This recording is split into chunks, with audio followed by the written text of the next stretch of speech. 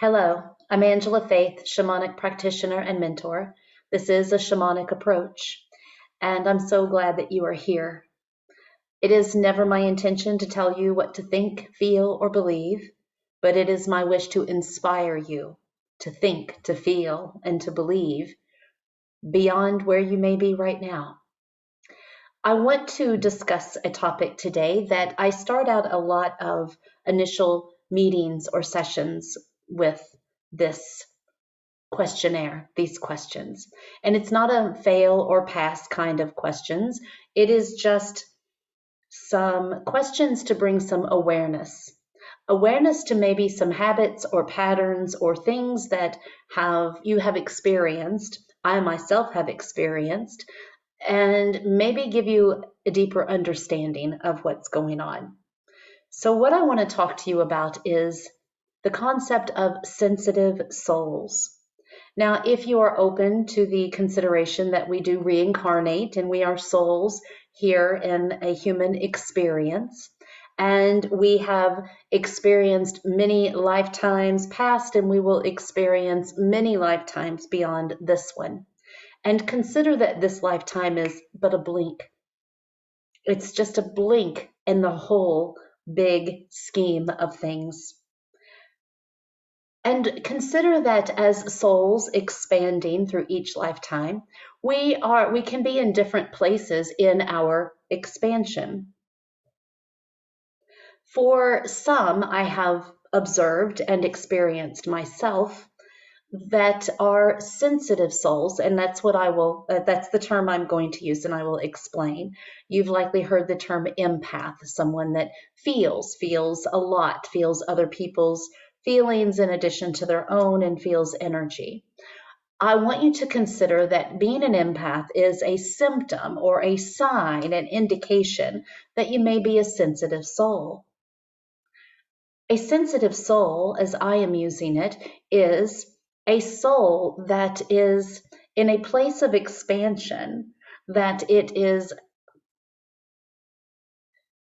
the sensitivities, the senses are heightened. So sensitive souls feel a lot, and sensitive souls love really big, and sensitive souls hurt really deeply. The capacity to hurt is equal to the capacity to love. Sensitive souls may experience what others seem to be experiencing just fine in a very different way. And it can seem challenging, or it can leave one to feel misunderstood or like something is wrong with them. When in fact there's nothing wrong, it's just not being aware and not supporting oneself or yourself as a sensitive soul. It is not a curse, although being unaware that you are a sensitive soul can certainly feel like a curse. It can make life hard. For me, it made life painful. As a sensitive soul, as a child, being I don't like to use the word forced, but that's how it felt.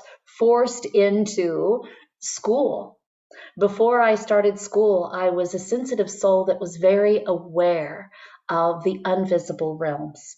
I had playmates. I was an only child. I am an only child, but I was never, ever alone. And it was very natural to me to speak to my grandmother that was in the spirit world. It was very natural to me to have imaginary friends that were just as real as you in my life. And then I was put into school, and as a sensitive, things felt very unnatural to me. A few things. The building. There weren't a lot of windows. There was a lot of rushing from one class to the next, loud bells, lots of people in small spaces, lots of noises and smells and energies, and again being rushed. It was almost painful. school. And I observed others that seemed to be having a great experience with it, or at least understanding their experience.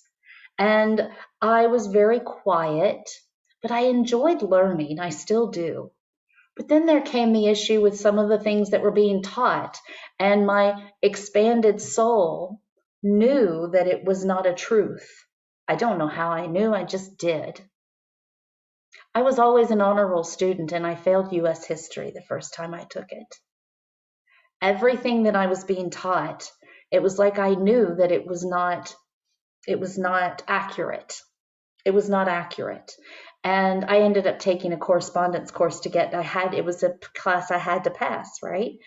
And I ended up at one time actually dropping out of high school. And due to circumstances, I went to 4 different high schools. Again, as a sensitive soul, that was so painful. And I did not have a community or a culture that knew really how to support me other than, yes, I went to therapy as a young child. And I will tell you that I first attempted suicide when I was 9 years old. And it was because as a sensitive, I was feeling so much, and there was not a way to really support me, or the things being offered to support me were not helping me, because that wasn't something that was talked about in the 70s. I come from a long line of sensitive souls that have been institutionalized for, sharing too much of their sensitivity. So we come from many generations of conforming and act like you got it together, even if you don't, and don't. Yeah. So I often would know things and see things and experience things that other people didn't seem to be experiencing. And I would like to back up. I did have a near-death experience, a near-drowning experience when I was 6 years old. And because of that experience, I was not afraid of transitioning. So at 9, that seemed like a very logical thing to do, is just to step into that other realm. And I spent much of my life entertaining that idea because being here felt so unnatural. But I have discovered, and that's part of what I teach others, how to live in a more natural way so that my sensitive self can be here. Because after all, I did choose to be here at this time. I have a purpose. I have things to do here, right? So learning to support myself as a sensitive soul allows me to support others, holding that space. It's not that I have to go out and recruit anyone. It's just being there and holding. We spot each other when we're somewhere, right? But maybe you don't know. Maybe you're not sure if you're a sensitive. Maybe that's a new concept to you. So I have a few questions. This is a document that I have put together for my own practice. And give me just a moment. Okay. So I have these questions. This is not a pass or fail. This is simply an awareness exercise. Okay. Have you ever been labeled overly sensitive? Well, she's sensitive, or shy, or maybe even an introvert. There's I have a book about that, about being an introvert, and it can be very misunderstood, the whole concept. And if you're an introvert, you probably understand that.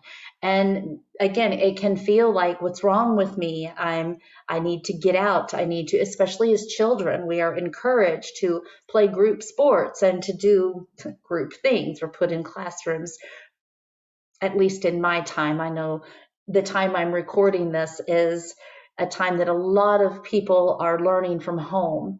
If that's a choice, that's great, but being forced into it, again, that can cause all kinds of issues for a sensitive soul. Being on a computer all day for a sensitive soul can be draining. So, have you been labeled as overly sensitive, shy, or introverted in your lifetime? Do you frequently get overwhelmed or anxious? Is that something that an emotion or a phenomenon that you experience, feeling overwhelmed or anxious often? Do arguments or confrontations, or even if it's not you, someone's arguing or yelling in your space, in the room you're in, does it cause you to have a physical reaction, whether your heart starts beating fast, or maybe your breath catches, or you can't breathe as deep? I know for me, my fingertips go numb, is what happens to me. Do you often feel you don't fit in? Do you feel that you're different and just don't quite fit in? Maybe you've gotten well at masquerading or conforming, or I can fit in anywhere. But again, truly fitting in, maybe you don't feel like you fit in. Do you find that you are drained by crowds? So I used to go to concerts, I used to go to festivals and such, and I don't do that so much anymore. I don't force myself to do it. And a lot of times when I would do it, I would use, as my story goes, as a sensitive soul, I learned to use pharmaceuticals and self-medicate and use substances to allow me to seem what I perceived as normal, allowed me to fit in, allowed me to not be so sensitive and not get overwhelmed and anxious. I don't have to do that anymore, but I've also learned that I let me rephrase, I don't avoid anything, but I'm more selective of where I choose to put my energy. Are you overstimulated easily by noise or any of your senses? So I know if I walk into some department stores, especially back when I used to go to a mall, bright lights, loud music, just really lots of colors, lots of smells, and it would be overstimulating to all of my senses. And I could feel that. But again, you're in a mall and everyone else seems to be just fine with all of the smells and the loud noises and the people and all of the things. Everything being messy always would throw me off too, some places, some stores. Yeah. Do you prefer taking your own car places? Or when you do go somewhere, do you prefer parking on the street? I learned that the hard way. I don't ever carpool with people. I'm a sensitive. It's challenging not only to be in that confined space with others, but also I need to be able to leave when I need to leave. As a sensitive, I've learned when I've reached my capacity. So it's not that I avoid crowds, but if I do go somewhere where there's a crowd, I may need to excuse myself early. I don't have to stay until the end, but I need to have my own car and I need to be able to navigate out. So I don't ever park in a driveway where I'm blocked in. I know I won't be the last one to leave. So knowing these things, and these are ways that I can support myself. I'm just kind of looking down. I've got a list here. I'm just looking through.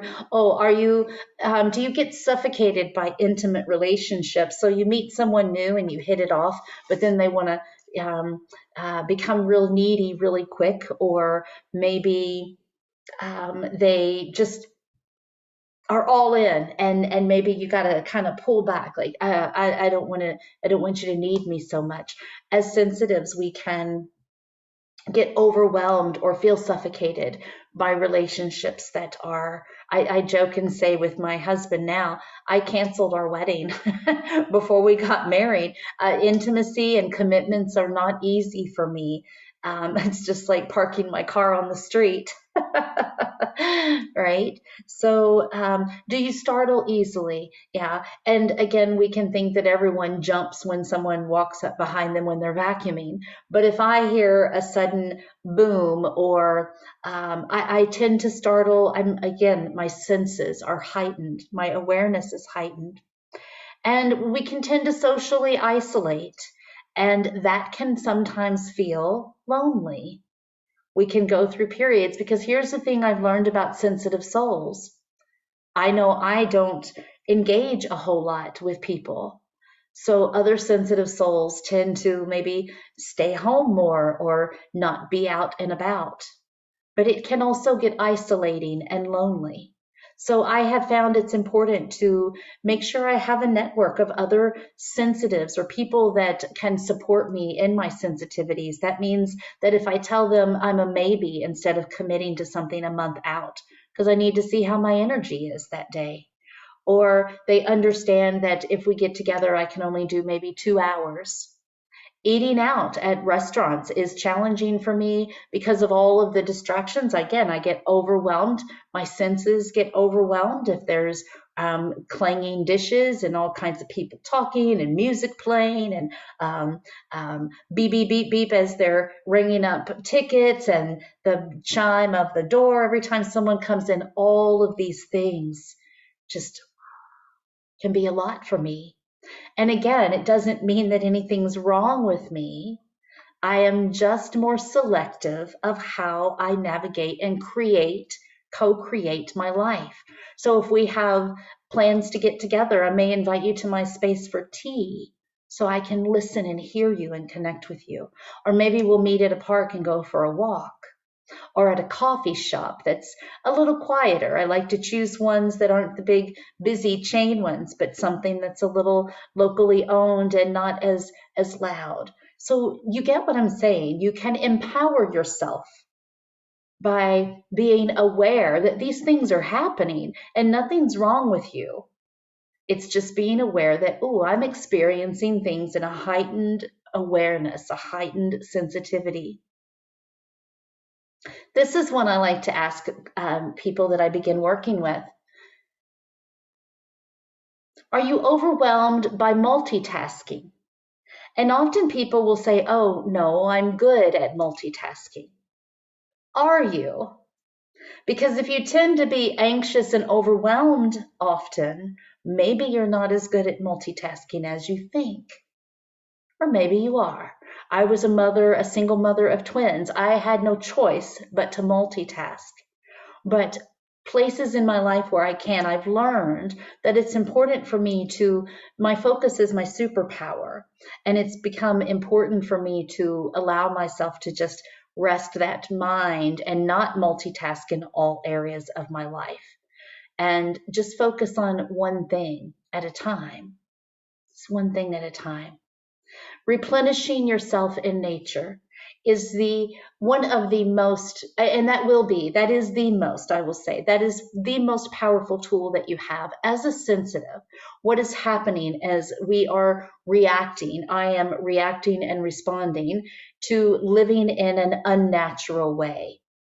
And it doesn't mean I have to go off the grid and live in a hut and that would be amazing, I think, in so many ways. If I was trained and had the capacity to do that, it sounds fascinating to me, but that's not an option in my life right now.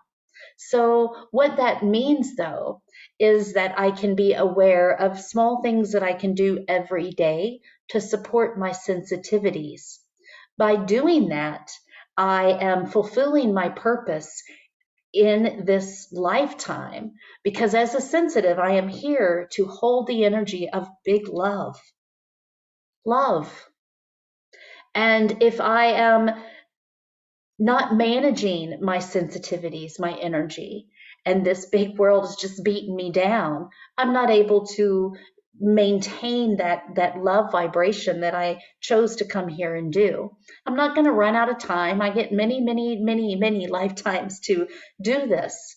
But we also get to a point in our expansion where we're like, okay, I get it. I'm ready to move on.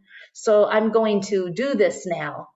So I don't doubt that I've been here many times, and now I'm kind of like, oh, I'm getting the hang of this. So that's what I'm wanting to share with you. So putting your bare feet on the ground every day. And if there's snow on the ground, no, I don't expect you to get frostbite, but you could go outside and put your bare hands on a tree or on stone, on a rock. Doing this resets your internal navigation system, if you will. It resets your nervous system. There is a documentary, I believe it's on Amazon Prime, called Earthing, the movie. It's got all the science and the evidence behind earthing. I call it earthing, some call it grounding. To me, I use those, they're very different in my terminology, but yes, so earthing, the way I'm using it here, is again sitting or standing barefoot on the ground. We used to, our ancestors, I say we used to, as a species, sleep on the earth and walk with bear skin, or I'm sorry, deer skin or animal skin as shoes on our feet, or barefoot rather than rubber on the bottoms of our shoes. And as sensitives, again, you think, oh, well, everybody else is walking with shoes. They're not answering yes to all of these. Well, maybe they're not sensitives, and living in that way is not affecting them in the slightest. But as a sensitive, that disconnection to the earth and the electromagnetic frequencies is not allowing me to be guided, to feel supported, to reset, recharge, replenish. And so as a sensitive, I'm getting overloaded and I'm burning out. And that can look like all kinds of things. It certainly has manifested in many forms in my own life experience in this lifetime, as well as my family members. Yeah. So putting your bare feet or hands on a tree or bare feet on the earth every day. Also, before you go engaging at work or with family, before you go in, if you're in your car or you're standing outside of your car or you're at home and the in-laws are coming, but this is before they arrive and you know it's going to be challenging because it's going to be loud and people are going to be in your space and you have to be on and smile and act normal. Don't be so sensitive. And I get it. There are times when I don't want to just cry, and I need to stay in my power, right? So it's important before you engage, to just visualize yourself. I like to visualize myself in a bubble like the fairy godmother in Wizard of Oz. I like to see myself, and I love bubbles so much. Oh, I love to blow bubbles, and I have a little bubble gun, and I can just imagine being inside one. And so before I go into the grocery, I get myself in my bubble. And so I'm floating through the grocery and I am smiling and I'm engaging, but I'm not absorbing. I did this at Texas Roadhouse the other night, and man, I realized how angry everyone that worked there seemed. No one was smiling except one guy came out of the back, and he seemed to be in his bubble too. And we saw each other smile, and we were able to exchange that energy. But we were both able to stay in that energy because I was in my bubble and not letting all of these, all of the other energies. Yeah, a lot of places are understaffed right now, so it's tense. It's tense when you go out to eat, and so yes, learning to shield yourself, if you will, or engage your defenses. Crystals are also a wonderful, wonderful tool to I hate to use the word protect. It's not like you're in danger, but to protect, to guard, to shield, to keep intact your own energy field, your own power, to stay in your power. And then after you get off work or after you have engaged with family or friends or anyone, and it's not even if people are toxic or not. And that's another whole topic. I don't think we need to avoid everyone that's toxic. No, I'm not going to hang out and have lunch with them every day, but they're great practice to learn to stay in your power and to be a demonstration and an instrument of love to everyone. I don't pick and choose who I'm going to love. Oh, you're too toxic. I'm not going to love you. You'll pass the non-toxic test. Come on, I'll love you. No, I love all is my goal. That's what I'm here to do, especially as a sensitive. So learning to, no, I'm not a doormat at all, but I stay in my power. I'm able to stay in my power. I'm not triggered so easily.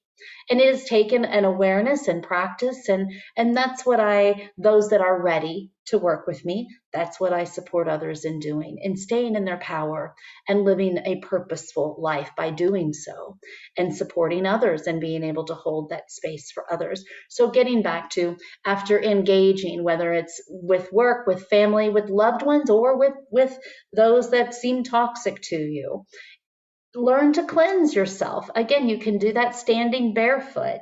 I like to picture liquid light, like a liquid light shower, just cleansing me.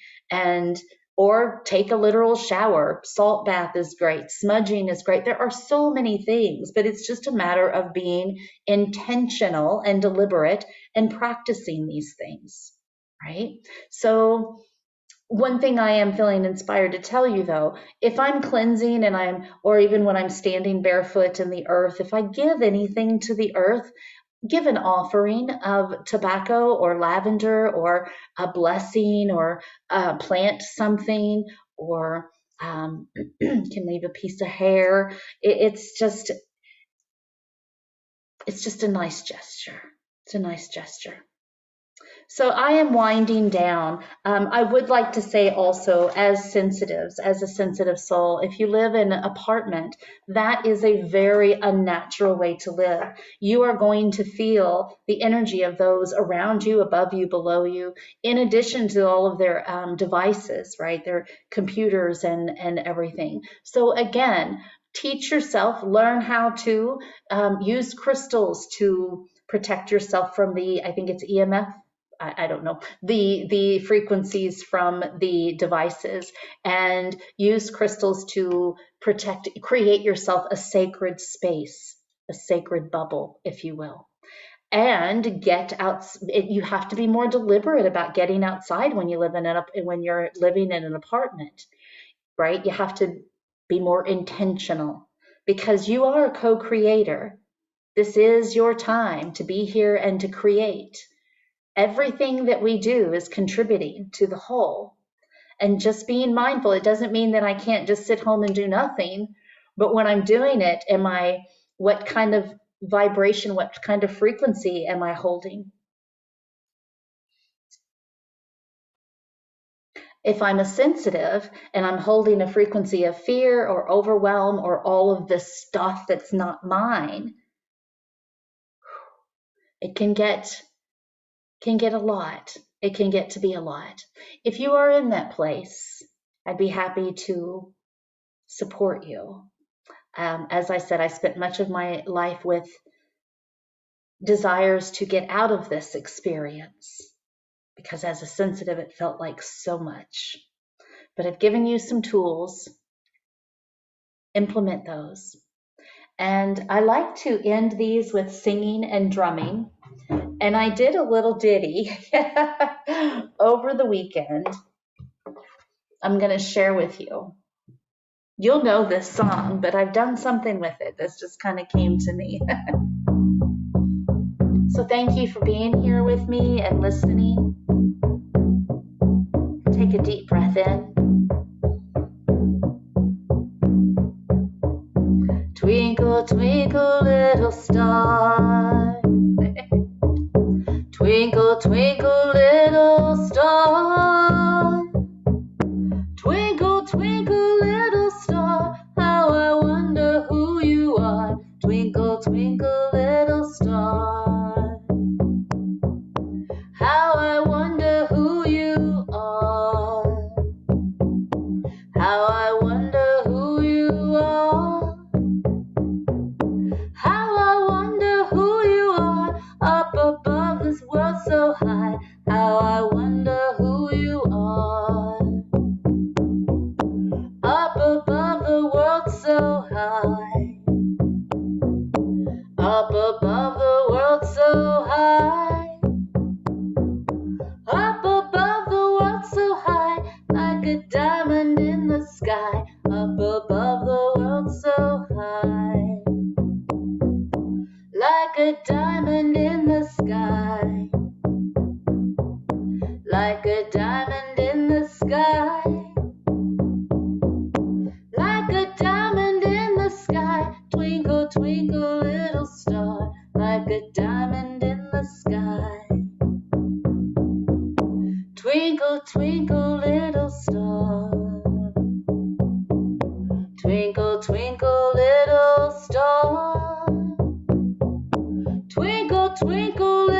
star, how I wonder who you are. Twinkle, twinkle, little star.